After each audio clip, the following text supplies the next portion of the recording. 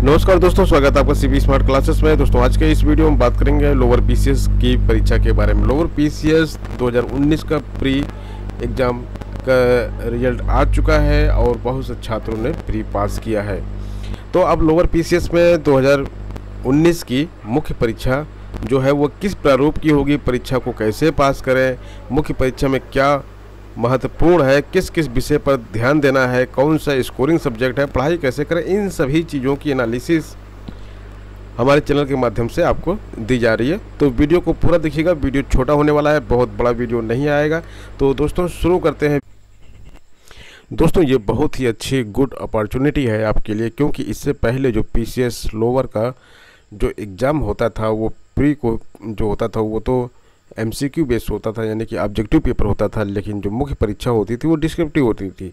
लेकिन इस बार मुख्य परीक्षा जो है वो भी ऑब्जेक्टिव है, और मुख्य परीक्षा का जो सिलेबस है वो ये देख लीजिए। इसमें दो तरह के प्रश्न बताएंगे, प्रथम प्रश्न पत्र और द्वितीय प्रश्न। प्रथम पत्र में आपको सामान्य बुद्धि परीक्षण यानी कि रीजनिंग के 25 क्वेश्चन होंगे, 50 नंबरों के होंगे। सामान्य ज्ञान 75 क्वेश्चन होंगे, 175 नंबर के होंगे, और कुल 100 प्रश्न 200 नंबरों के आएंगे। इसके लिए आपको 1 घंटा 30 मिनट का समय लगना है।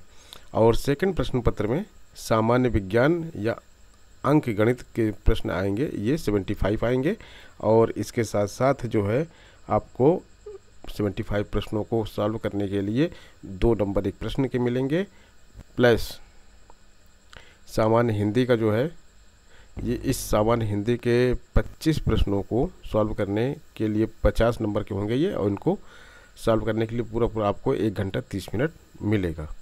तो 1 घंटा 30 मिनट फर्स्ट पेपर के लिए, 1 घंटा 30 मिनट सेकंड पेपर के लिए। तो 2 पेपर हो रहे हैं, और सामान्य हिंदी हो रही है, और सामान्य विज्ञान और गणित विज्ञान और हिंदी एक तरफ हो रही है, दूसरी तरफ सामान्य बुद्धि परीक्षण और सामान्य ज्ञान। तो स्ट्रेटेजी क्या होनी चाहिए? स्ट्रेटेजी ये होनी चाहिए, जो प्री की स्ट्रेटेजी आपकी थी उसी स्ट्रेटेजी को आगे फॉलो करना है।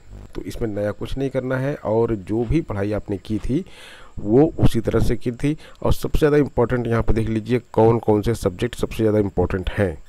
तो देखिए सामान्य ज्ञान की बात करते हैं तो 75 क्वेश्चंस आ रहे हैं।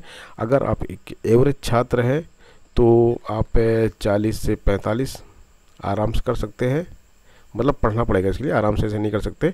और अगर आप बहुत अच्छे छात्र हैं तो आप 50 से 55 आप इतना स्कोर आराम से कर सकते हैं।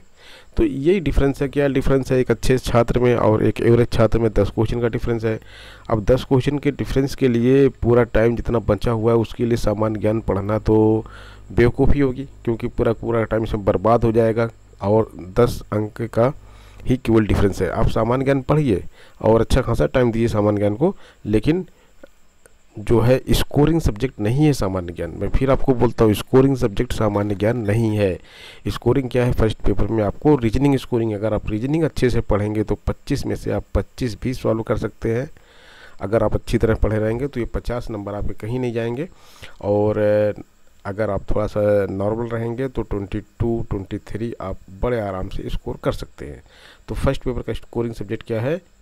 यह है सामान्य बुद्धि परीक्षण, क्योंकि यहाँ पे नॉर्मल छात्र जो होगा वो मुश्किल से 8 से 10 क्वेश्चन कर पाएगा, और आप 20 से 22 क्वेश्चन कर रहे हैं, तो जाहिर सी बात है कि आप 12 नंबर आगे निकल जा रहे हैं यहाँ पे। और जिसका भी सामान्य ज्ञान अच्छा होता है उसका रीजनिंग बहुत अच्छा नहीं होता है। एक ये भी चीज़ जान लीजिए आप कि उसको रीजनिंग में ख़राब नंबर ही मिलने हैं। सेकंड पेपर पे आते हैं। सेकंड पेपर में देखिए सामान्य विज्ञान और अंक गणित 75 नंबर बहुत ही इम्पोर्टेंट है, और बिल्कुल सॉलिड नंबर मिलते हैं। इसके साथ साथ सामान्य हिंदी में भी देखिए आसान हिंदी आती है, बहुत टफ हिंदी नहीं आती है। तो अगर आप नॉर्मल स्टूडेंट हैं तो 15-16 नंबर आपके कहीं नहीं गए हैं। थोड़ा सा परिश्रम कर लेंगे तो 23-24 नंबर आपके कहीं नहीं गए हैं। तो हिंदी की प्रैक्टिस आप करते रहिए, थोड़ी थोड़ी पढ़ाई करते रहिए, लेकिन मेन कंसंट्रेशन यहाँ पे आपको देना है किस पे? सामान्य विज्ञान और गणित पे।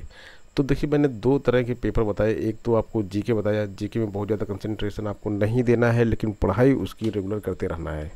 आपको कंसंट्रेट करना है सामान्य बुद्धि परीक्षण यानी कि रीजनिंग को, और यहाँ पे मैथ को। ये 2 चीज़ें बहुत ही इंपॉर्टेंट है। अब बात करते हैं कि इनकी पढ़ाई कैसे की जाएगी। देखिए, सामान्य बुद्धि परीक्षण जो इस तरह के लोग होते हैं एसएससी वाले, रेलवे वाले, वो बहुत अच्छा करते हैं। और बहुत अच्छा करने के लिए आपको एसएससी की, रेलवे की बुक्स को फॉलो करना पड़ेगा। बैंक का भी आप देख सकते हैं, लेकिन बैंक वाला थोड़ा सा टफ होता है, इसलिए बैंक पे मत जाइए। तो सामान्य बुद्धि परीक्षण के लिए हमने आपके लिए क्लास चालू करवा दी है। अभी तक 10 क्लास हुई है और क्लास पढ़ा कौन रहे हैं? एसपी सर हैं, सत्या सर हैं, सत्या सर इनको बोलते हैं, सत्य प्रकाश इनका नाम है। तो सत्या सर जो है 10 क्लास अभी तक रीजनिंग की ले चुके हैं और लिंक आपको डिस्क्रिप्शन बॉक्स में मिलेगा। आप जाकर एक बार उस क्लास को देखिए, आपके रीजनिंग के बहुत पुराने फंडे क्लियर हो जाएंगे वहाँ पे। और सेकंड आते हैं सामान्य ज्ञान की। तो सामान्य ज्ञान का देखिए, हमारे यहाँ से इसके मॉक टेस्ट चलते रहते हैं, जिसको सौरभ सर पढ़ाते हैं। सौरभ सर और नीतू मैम पढ़ाती हैं, मैं भी पढ़ाता हूँ। और इसके बाद आते हैं सामान्य विज्ञान और अंक गणित पे।